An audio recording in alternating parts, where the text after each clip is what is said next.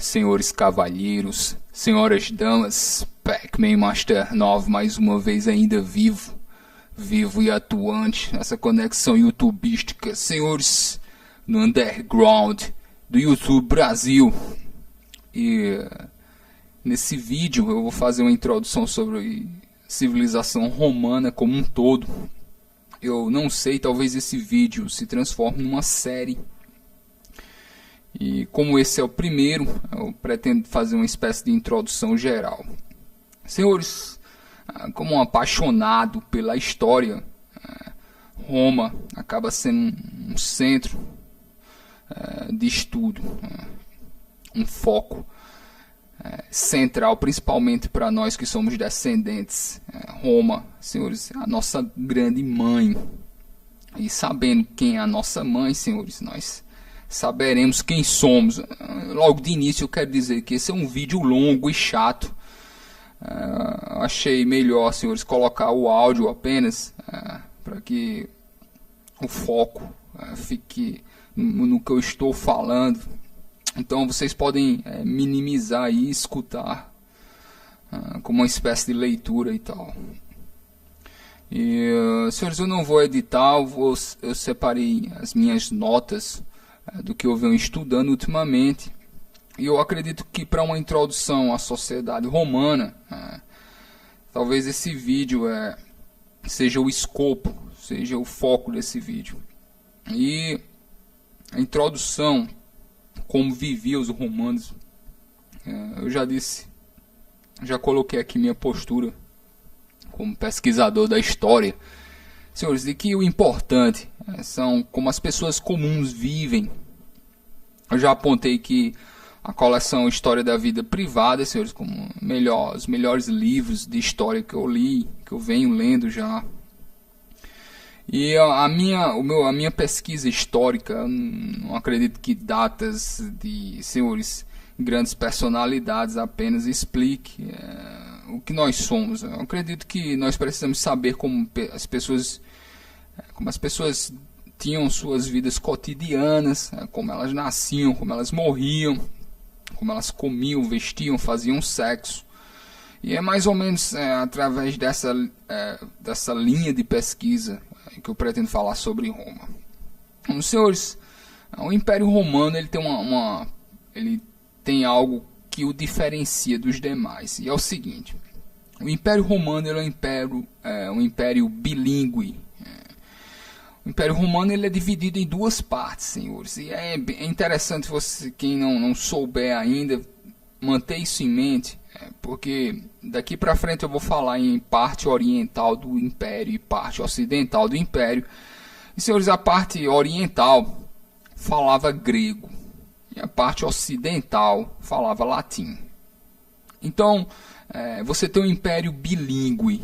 Você tem um império que ele é dividido em duas partes, com duas línguas e até um certo, vamos dizer assim, até um certo nível, duas culturas diferentes. Outra coisa também interessante notar é que, senhores, depois eu vou começar falando do início, antes da era cristã e tal. Mas lá pelo século I, pelo século II, a nova moral entra em jogo, os estoicos e tal. Você vê uma nova forma de comportamento aparecer. Então, essas divisões básicas, é bom que as pessoas mantenham ali em mente. Primeiro, a divisão entre a parte oriental do Império, que falava grego, e a parte ocidental, que falava latim. Nós acreditamos hoje que a cidade de Roma, talvez ela tivesse entre 500 mil e 1 milhão de habitantes, mais ou menos.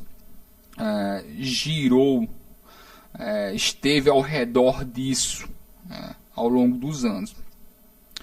Senhores, uma coisa que eu quero falar aqui é o seguinte: é como ocorrem os nascimentos em Roma. Primeiramente, como introdução geral ao Império Romano, como as pessoas nascem e como elas se tornam cidadãos, como elas se tornam membros da sociedade romana. Uma coisa interessante notar é o seguinte: hoje Uma pessoa, ela nasce, ela tem o direito à vida assegurado pelo Estado. Então, hoje, o Estado assegura que pessoas têm um direito à vida. Isso não ocorria no Império Romano. No Império Romano, a vida das pessoas pertencia às famílias delas, não ao Estado. E o Estado romano, pelo menos do que eu vejo até agora, são as famílias. A família é o centro de tudo. E vocês vão ver aqui das relações, eu vou falar um pouco das relações entre as crianças, os seus pais, suas mães, como isso se desenvolve na sociedade. Vocês verão que a família é o centro de tudo. E vocês verão, inclusive, que nós teremos grupos de famílias que se tornam clãs, mas a estrutura, a família é muito mais importante do que o Estado, porque, de certa forma, um indivíduo romano, ele é subjugado à família, seja ele um cidadão livre ou um escravo, isso não importa. Não importa se ele é um cidadão, não importa se ele é livre ou escravo, ele pertence a alguma família. E o cidadão, a pessoa livre, ela pertencerá a uma família, o escravo, ele também pertence à família. Ok, mantenha em mente em relação a isso. Então, nasce uma criança numa família romana, aquela pessoa, aquela criança, ela só fará parte da sociedade se o pai dela o quiser. Mais uma vez, a diferença com a nossa sociedade moderna. Porque a nossa sociedade moderna, você faz parte do Estado a partir do momento em que você nasce. Não é assim na sociedade romana. Sociedade romana, você tem que fazer parte da família, de uma família. Você tem que ser aceito por uma família e não pela lei do Estado. E ocorria algo muito interessante em Roma, que é a ideia do infanticídio. Os pais matavam muitas crianças quando eles não desejavam. Então, vamos dizer assim, a criança nasce, ela tem, vamos dizer assim, ela tem esses 3 destinos. Ela pode ser aceita pelo pai, nesse caso ela fará parte da família e consequentemente ela fará parte da sociedade. E ela pode ser um filho bastardo, ou pode ser um filho ou uma filha bastarda, que é algo completamente normal em Roma. Assim, aos pais, hoje um pai negar um filho seria algo assim extremo, nós veríamos hoje. Mas em Roma Antiga não. Em Roma Antiga é completamente normal que os pais eles não aceitem os filhos por qualquer razão que seja. E eles não serão mal vistos pela sociedade. Então, o pai tem a opção do pai aceitar. Caso ele aceite, será um filho. Caso ele não aceite, há mais 2 caminhos. Um é o infanticídio em si, que a criança seja morta. E a outra é que ela se torne um filho bastardo. Algumas vezes, a mãe, a ama, alguns parentes secretamente tomam a criança como escrava. Mas aquela criança ela não terá nenhum direito, a menos que o pai dela diga isso. Como eu digo, é o pai que diz se você fará parte ou não da família e, consequentemente, da sociedade. E ele não precisa dar nenhuma desculpa para aceitar ou negar. Alguns bastardos têm essa sorte, eles sobrevivem.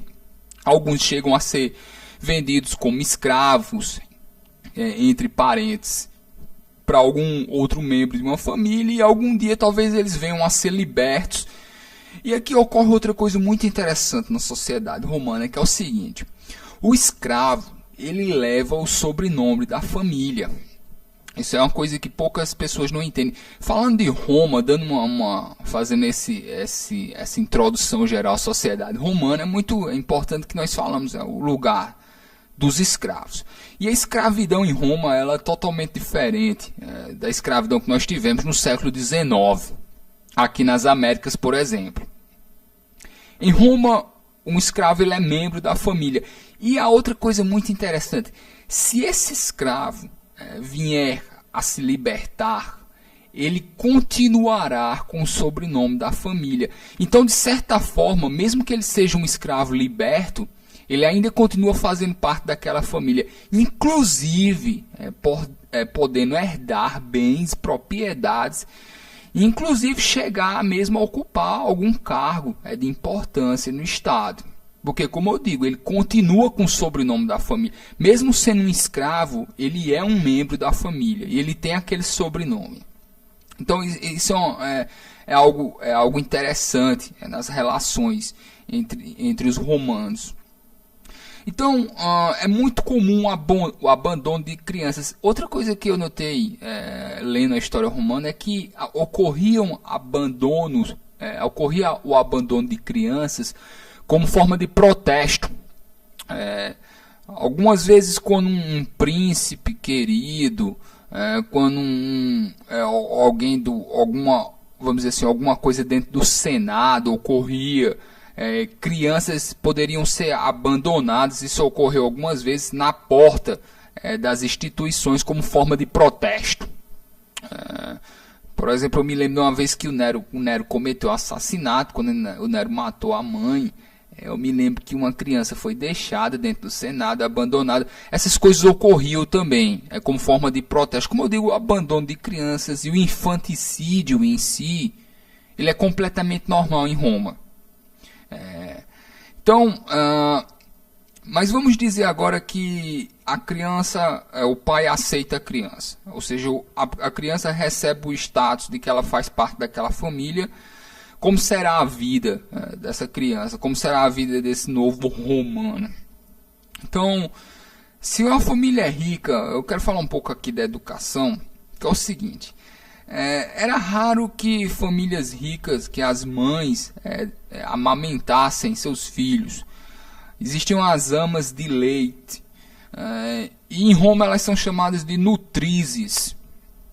Então, geralmente uma criança, ela era entregue, estou falando de crianças aceitas, crianças que foram aceitas, que fazem parte da família, elas eram entregues aos cuidados de uma nutriz e de um pedagogo. Então existiam essas duas figuras na infância e na educação dos jovens romanos. Eles tinham nutrizes e pedagogos. A nutriz, uma outra coisa interessante notar é que famílias ricas geralmente optavam que a nutriz fosse grega, para que as crianças aprendessem a falar grego desde criança.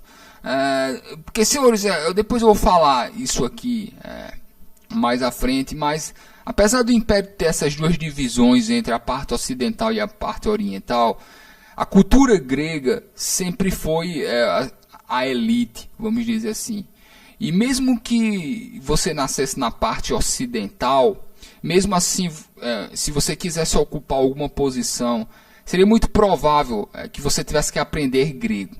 Porque grego era, vamos dizer assim, era o lugar da filosofia e tal.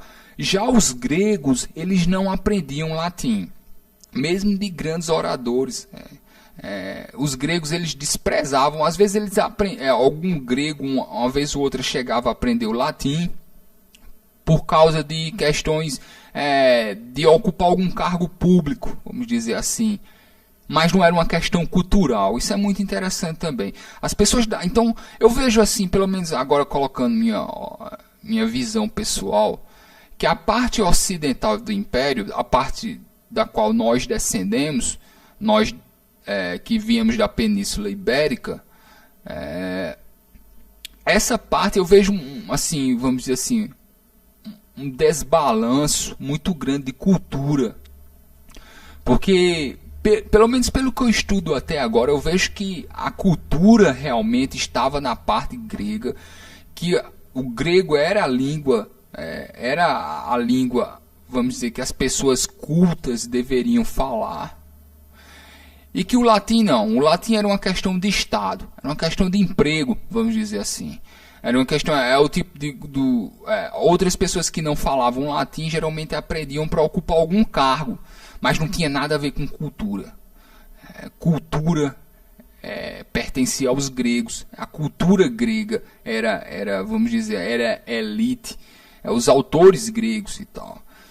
Então, isso é muito interessante notar isso, senhores, porque vocês verão que nós teremos influências, vamos dizer assim, nós que somos descendentes, nós que somos latinos, nós vamos dizer assim, em termos de convivência, nós recebemos uma cultura, nós da Península Ibérica, da parte ocidental do Império e tal, mas isso nunca foi visto como uma alta cultura, vamos dizer assim. A alta cultura vinha daqueles que falavam grego. Tá, ok? Então mantenham isso em mente. Então, muitas vezes eles escolhiam que a nutriz fosse grega, para que a criança aprendesse a falar grego e tal. A nutriz dava de mamar, ensinava a criança a falar, e o pedagogo ensinava a criança a escrever. Então nós chamamos isso dentro do núcleo familiar romano, nós chamamos isso de vice-família. A vice-família era a nutriz, o pedagogo e os irmãos de leite, que são as crianças senhores, que dividiam a mesma nutriz. Então isso ocorre. Ok, e outra coisa interessante é que nutrizes e pedagogos, eles serão amados ou odiados por esses romanos a sua vida inteira. Existem pessoas que tomam conta de suas nutrizes e de seus pedagogos quando eles se tornam velhos e tal, dado que alguma afetividade, né? Outra coisa interessante, as mulheres, a média de filhos, parecia que existia um número perfeito para que uma mulher, a quantidade de filhos que ela teria, que seria 3 filhos. 3 filhos é uma espécie de número padrão, porque uma mulher que tivesse 3 filhos é como se ela tivesse cumprido o seu papel na sociedade. 3 filhos. Eu estava falando aqui da vice-família, ou seja, que é a nutriz, o pedagogo, os irmãos de leite. Crianças geralmente são levadas para serem educadas em casas de campo. Quem pode fazer isso? Geralmente uma casa de campo é gerenciada por uma avó materna ou por uma avó materna ou paterna. E lá estão as nutrizes, os pedagogos, os irmãos de leite e tal. Não se considerava que o ambiente urbano fosse adequado para a educação de crianças. Então, se os pais tinham condição de mandar as crianças para o campo, para aprenderem a cavalgar, a lutar, a aprenderem a ler e tal, e quando elas tivessem uma certa idade, elas viriam para a cidade, ou elas viriam à cidade de vez em quando, finais de semana e tal. Mas existe, vamos dizer assim, esse costume romano de mandar as crianças para essas casas de campo, para as crianças com suas nutrizes e pedagogos, né? Mais uma vez, as famílias que podiam. E quando as crianças estavam em casa com os pais, geralmente elas almoçavam com as nutrizes e com os pedagogos, e elas jantavam com os pais. O jantar geralmente era, vamos dizer assim, a cerimônia onde a família se encontrava. Ok. Coisa muito interessante aqui notar é a questão da adoção. Da mesma forma que é extremamente comum em Roma você abandonar crianças e mesmo matá-las, também é extremamente comum você adotar pessoas, não só crianças, pessoas, porque mesmo adultos, eles podem ser adotados em Roma. O fato de você ser adotado em Roma não é o fato de você ser adotado quer dizer que você foi aceito por uma família. Não quer dizer que algum pai, alguma mãe te pegou para criar. Então, mesmo que você fosse uma pessoa adulta, se houvesse vamos dizer, alguém que não tivesse filhos ou que os filhos tivessem morrido, você poderia adotar qualquer pessoa com qualquer idade, mesmo escravos. Senhores e tal, adotavam pessoas que não tinham herdeiros. Tá entendendo? Então é completamente normal a adoção também. E a adoção ela não é só adoção para criar uma criança. A adoção é um ato de pegar uma pessoa e trazer ela para dentro da família. Tá ok? Então, senhores, outra coisa, falando aqui em pessoas que sabem ler e escrever em Roma. Letrados e iletrados. Existiam pessoas pobres que sabiam ler e escrever? Sim, existiam. Principalmente em centros urbanos. Você tinha alguns mestres que ensinavam os rudimentos da gramática. E hoje nós sabemos que a literatura ela circulava mesmo nas camadas mais baixas da população. Então, mesmo em pessoas muito pobres e até mesmo escravos, existiam pessoas letradas ali. E o nível, vamos dizer assim, o nível em que essas pessoas, o nível de cultura variava. Porque existem pessoas que sabem ler, vamos dizer assim, mas para que você exerça alguma função pública, você não precisa somente saber ler e escrever. Você precisa saber usar a linguagem, vamos dizer assim, você precisa ter um certo conhecimento de retórica. Você precisa, o que nós dizemos hoje, de falar bem. E para um político, principalmente, isso é necessário. Então, existiam vários níveis de cultura em todas as camadas da população. Você tinha pessoas pobres, pessoas muito pobres, muito simples, que sabiam ler o suficiente, por exemplo, para conhecer os grandes clássicos da literatura, os grandes autores. Vocês tinham pessoas que sabiam ler e escrever, mas que não tinham, como não tiveram aulas de oratória, eles não poderiam ocupar alguma posição, mesmo sabendo ler e escrever. Até porque os documentos públicos, as cartas públicas, elas precisavam ser escritas em um determinado estilo, com uma determinada formalidade. Não era só o fato de saber ler e escrever.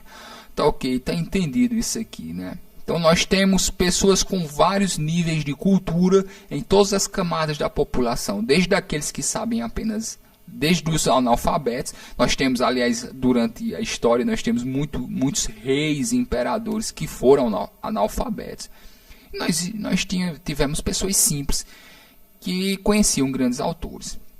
E a literatura romana, na verdade, ela circulava bem mais do que os limites do Império Romano. Nós sabemos que mesmo em lugares muito distantes, como a Gália, por exemplo, em Lyon, nós encontramos, tinham textos em latim lá, por exemplo, lugares totalmente fora do Império Romano. Né? E mesmo onde hoje é a Inglaterra, né? A Bretanha e tal. Então, senhores, nós temos esses mestres em pequenos centros urbanos que ensinam os rudimentos da gramática, mas os filhos das pessoas ricas, eles precisavam saber mais do que isso.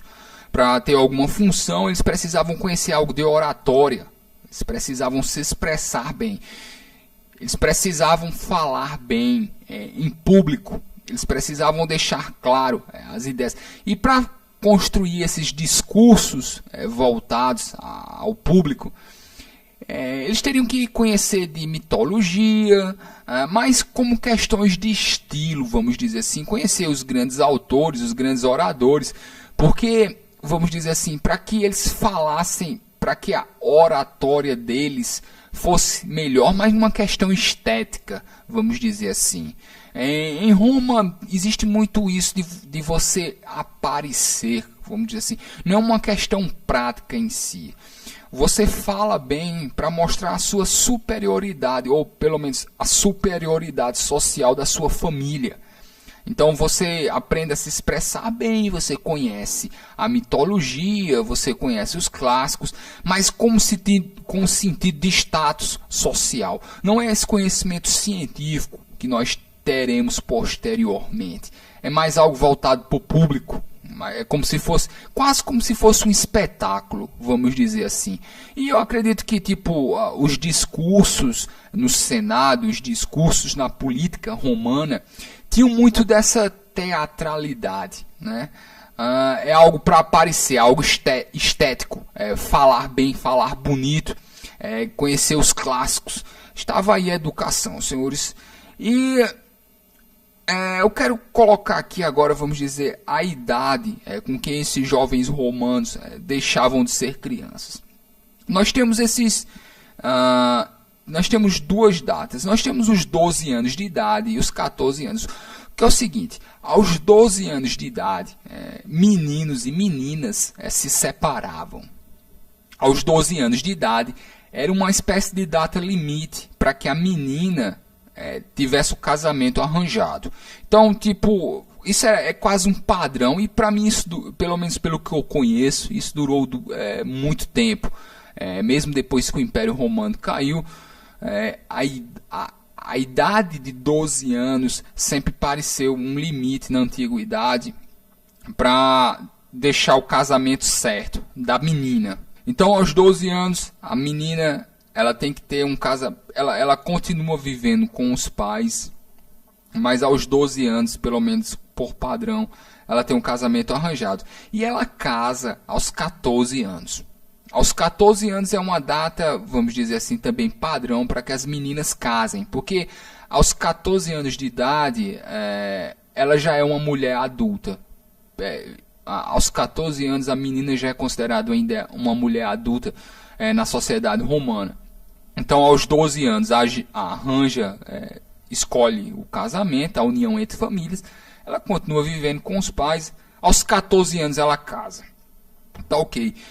Aos 12 anos também, outra coisa interessante com relação aos gregos, que é o seguinte, uma diferença, que é o seguinte, meninos e meninas estudavam até os 12 anos. Geralmente aos 12 anos a educação das meninas acabava, a menina ia voltar para ter uma educação para casa e o menino ele poderia continuar a educação. Você pode dizer assim que isso é, vamos dizer assim, isso é uma injustiça, mas nós temos que levar em consideração que isso não ocorre em nenhuma outra parte do mundo. O que nós sabemos das civilizações mais antigas é que as meninas não chegavam nem a estudar. Mas em Roma não, em Roma elas estudavam até os 12 anos, inclusive com escolas mistas. Escolas, quer dizer, é algo extremamente moderno que os romanos faziam. E tipo, não queria dizer, obviamente, que a menina precisava parar de estudar aos 12 anos, mas aos 12 anos a educação de meninos e meninas se diferenciava. E algumas mulheres estudavam a vida toda, inclusive tinham mestres pagos pelos seus maridos. E tipo, isso ia de família para família, tá ok?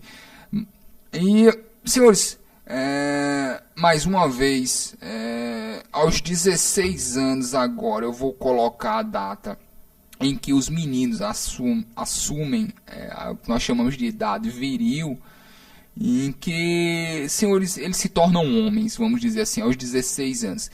E nós temos relatos de pessoas com 17 anos de idade já ocupando funções muito altas. Isso ocorreu no Império também. Então, aos 16 anos, o menino ele já era adulto.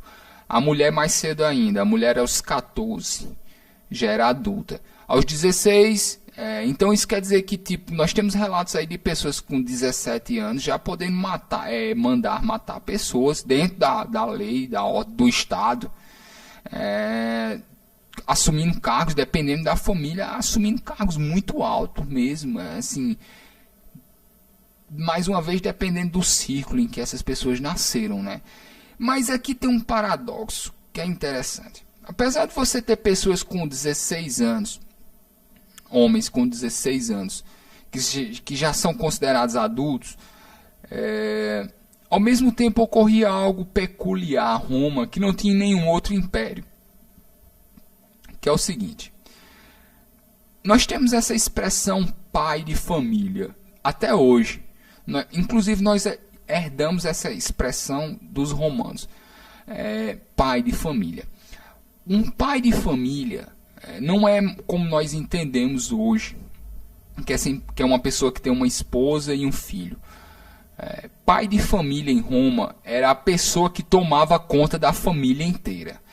E para que você fosse um pai de família, assim, você nunca poderia ser um pai de família enquanto seu pai estivesse vivo.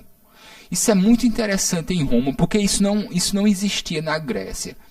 Isso não existia na Grécia, isso não existia talvez na parte oriental do Império toda. Em Roma, enquanto seu pai estiver vivo, você nunca terá liberdade total. Você não é um pai de família. O pai de família, na verdade, é o pai da família. Vocês estão entendendo mais ou menos. E uma coisa muito interessante que é o seguinte. A idade legal para pedir empréstimos em dinheiro em Roma é 25 anos de idade. Então quer dizer o seguinte. Ninguém com menos de 25 anos de idade pode pedir empréstimos. Mas se o seu pai for vivo, você não poderá pedir empréstimos enquanto ele for vivo. Você pode ter 40 anos de idade, você pode ter 50 anos de idade. Se seu pai for vivo, quem tem que pedir empréstimo é ele, não você. Isso é muito interessante. Então nós temos uma sociedade extremamente patriarcal. E uma sociedade em que, ao mesmo tempo em que jovens de 14 e 16 anos são considerados adultos, pessoas de 14 e 16 anos têm filhos, cumprem funções no Estado, matam pessoas, vão para a guerra. Mas ao mesmo tempo você nunca você nunca vai ter total controle sobre si mesmo, vamos dizer assim, enquanto seu pai for vivo. Até porque seu pai pode mandar, ele pode matar você se por qualquer razão. Isso é outra coisa também, uma peculiaridade. Que senhores, as pessoas em Roma, elas estão totalmente nas mãos dos pais, da família, inclusive com relação à vida delas. Um pai, ele pode matar um filho, isso é legal em Roma. E ele não só pode matar um filho, como ele pode matar o filho de alguma filha. Geralmente isso ocorria quando uma filha tinha um filho não desejado, fora do casamento. O pai também poderia ir lá, o pai dela podia ir lá e matar a criança. Tá ok. No caso dos estudos aqui, senhores, voltando à parte da educação, eu disse aqui que o centro é retórica e oratória, coisas que você estuda para aparecer, para falar bem perante o público. Não é uma coisa que tem tanta, não são estudos que tem tanta, vamos dizer assim, não é científico como nós entendemos ciência hoje em dia. Não serve para construir coisas. Os romanos estudam para falar bem e por causa de status social. O romano ele estuda por causa de status. Eu diria primordialmente isso. Ele estuda pelo status da família dele. Ele tem cultura para se diferenciar das outras pessoas e para mostrar de onde ele vem, quem é a família dele e tal. A educação romana serve para isso, ok. Muito a ver com o status social. E mais uma vez, senhores, retórica. Nós temos o caso aí da retórica. Vocês conhecem, senhores, um grande nome, senhores, que é o Cícero. Não devia se pronunciar Cícero, né? Mas como nós falamos aqui Cícero, eu vou ficar falando Cícero.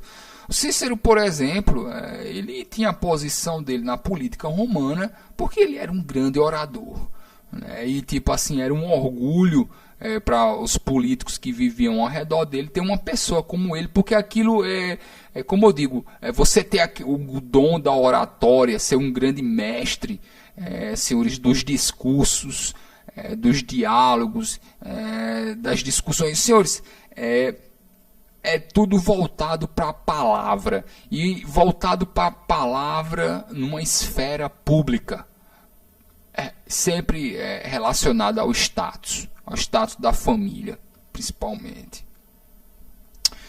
Senhores, mais uma vez aqui, esses jovens aqui, nós estamos aqui falando de a educação do jovem romano, como ele nasce, a relação deles com a família, ok. Existe uma coisa peculiar, quando eu estava estudando aqui a juventude romana, que é o seguinte, jovens de famílias ricas, eles faziam essas pequenas reuniões, que era chamada de Collegia Juvenum, ou reunião de jovens, que, senhores, nada mais eram do que grupos, quase gangues. E, senhores, é incrível, existem pessoas que dizem que a história não se repete. A história não se repete. Senhores, nós vemos esses filhinhos de papai hoje em dia. Essas pessoas, filhos de papai que saem para bagunçar à noite e que, senhores, espancam pessoas, matam pessoas, senhores, estupram, cometem. Nós sabemos esse tipo, né? Nós aqui, acredito que isso existe em vários países, não só aqui no Brasil, mas é quase como algo cultural. Que jovens de famílias ricas se reúnam para fazer algum tipo de vandalismo e tal. E é engraçado porque isso existia desde Roma Antiga. Em Roma Antiga já era comum essas reuniões de jovens ricos que saíam à noite. Senhores que estupravam, que batiam, senhores, que torturavam. Às vezes era comum eles arrombarem a casa de uma prostituta, algum grupo. Eram quase como gangues de famílias ricas, né? E era quase, senhores, vamos dizer assim, algo cultural quase em Roma. E é incrível como isso existe até hoje, né? Como eu digo. E existem pessoas dizendo que padrões de comportamento não se repetem. Não é que não se repete, talvez eles nunca deixem desistir. Achei muito interessante isso, inclusive porque Nero fazia muito isso quando era jovem. E, senhores, isso geralmente ocorria antes deles casarem, porque tipo, a partir do momento que ele casava, se adotava uma vida totalmente diferente. Mas para os meninos principalmente, do período, vamos dizer assim, a partir dos 16 anos até a data em que eles casassem, dos 16 até a data em que eles casassem, eles tinham esse período que lembraria a nossa adolescência e que, senhores, era geralmente algo que estava relacionado, tipo prostituição, né, uso de drogas, então era cultural, era normal que os jovens passassem por esse período em que eles frequentam. Existe esse bairro chamado Suburra. Suburra era um bairro de Roma, o lugar onde ficavam, senhores, as prostitutas e tal, vários bordéis e tal. Então os jovens frequentavam muito lá antes de casarem, né? Perfeitamente normal dentro da cultura romana e tal. Eu falei aqui do pai de família, que é o seguinte: não importa quantos anos você tenha, você só é completamente livre quando seu pai está morto, porque até o momento em que seu pai morre, você sempre responderá a ele, e ele sempre terá mais, a voz dele sempre será maior do que a sua em qualquer esfera da sociedade, não importa. Então, tipo, eu tenho mulher e filhos, e eu posso, e meu filho pode chegar inclusive a se tornar adulto e ter mulher e filho, mas eu nunca vou deixar de responder ao meu pai. Meu pai sempre será autoridade enquanto ele estiver vivo, inclusive nos assuntos políticos. Tá ok? Então, ser um pai de família para os romanos, na verdade, é ser o pai da família, ou pai de famílias. Né? Você tem essa figura do pai de famílias, e ele manda na família dele e ele manda em todas as famílias dos filhos deles. Tá ok. Senhores, eu acredito que isso já dá mais ou menos uma visão de como os romanos, como é o nascimento, a educação das crianças e o ambiente familiar, como eles, começo de casamento e tal. Senhores, é só uma introdução mais ou menos de como é a vida em Roma. Então eu acho que eu já vou aqui, se eu já passei mais de meia hora, eu vou acabar o vídeo. Então, senhores, eu volto. Vamos ver se eu continuo com essa série romana, tá ok? Sobre a civilização romana. Então eu espero ter passado algumas informações, dá mais ou menos para ter uma ideia, vamos dizer assim, um retrato de como é a família romana, tá ok? E senhores, eu voltarei para continuar. Senhores cavalheiros, antes de qualquer coisa, senhores, tem a página no Facebook. Curtam a página e cliquem em receber notificações. É porque parece que assim é mais... você receberá as notificações, porque nem todas as notificações aparecem para todo mundo. Tá ok, galera? Então lembrem de curtir a página, porque lá na página eu também vou fazer upload de fotos, música, tá talvez eu encontre alguma coisa. E tipo, toda a mídia que não é vídeo, geralmente eu estou postando lá. Então os senhores acompanhem lá também pela página, tá ok? Lembrem de clicar em obter notificações, eu acho que é isso. E senhores, eu paro por aqui. Eu fico, senhores, eu vos deixo com os romanos. Senhores cavalheiros, senhoras damas, se cuidem.